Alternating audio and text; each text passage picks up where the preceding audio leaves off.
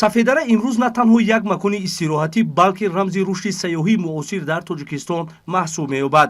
Ин минтақаи зебои кӯҳӣ, ки дар наздикии пойтахт ҷойгир аст, сол ба сол ба як маркази ҷолиби ҷалби сайёҳони дохилию хориҷӣ табдил ёфтааст.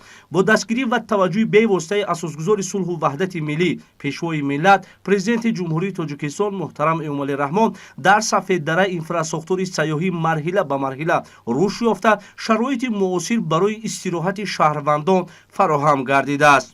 роҳҳои нав, меҳмонхонаҳо, майдончаҳои варзишии зимистона ва хизматрасониҳои сайёҳии симои минтақаро куллан дигар кардааст. номи ман Нодира, ман сокини шаҳри Душанбе мебошам. мехоҳам гуфтан ки раҳмати калом ба пешвои миллат, ки мо бехали инҷо сохтанд. мо инҷа мебиёем, ҳама қатъи оилаҳошон мебиёнд. So my name is Azra and I'm from India and салом, номи ман Азра. Ман шаҳрванди ҷумҳурии Ҳиндустон мебошам. Ман дар Тоҷикистон таҳсил дорам. Бисёр кишвари зебо доред, аз ҷумла шаҳри Душанбе.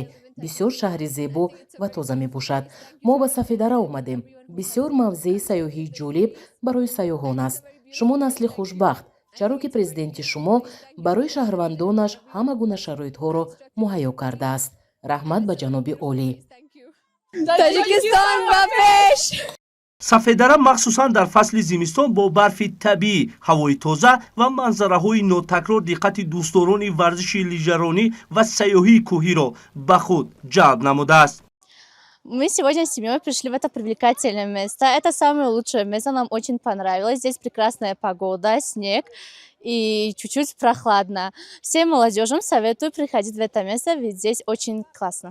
Мы уже не первый раз сюда приходим, уже это, наверное, 3-й или 4-й раз.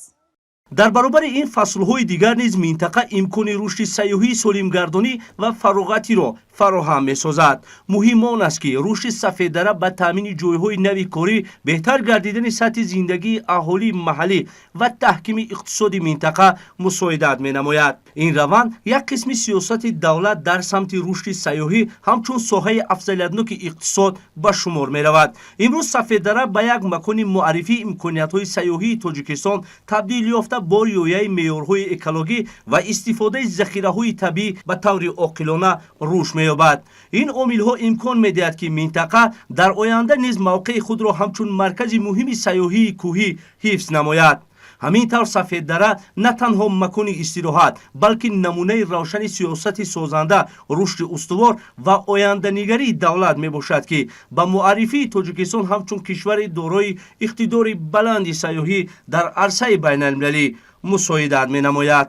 Сафедара имрӯз намунаи рушди созанда аст, рушде ки аз кӯҳҳо оғоз ёфта ба Тоҷикистон мерасад. дар шароити сулҳу ваҳдат имрӯз Тоҷикистон месозад, Сафедара рушд мекунад. дар воқеъ имрӯз тамоми шароитҳо дар маҷмӯаи лижаронии Сафедара баҳри сайёҳати меҳмонони дохилию хориҷӣ муҳайё карда шудааст. ин ҳама пешрафт, созандагиҳо дар як гӯшаи Тоҷикистони соҳибистиқлолро метавон ба сиёсати дурандешонаи асосгузори сулҳу ваҳдати миллӣ, пешвои миллат муҳтарам Эмомалӣ Раҳмон арзёбӣ намуд.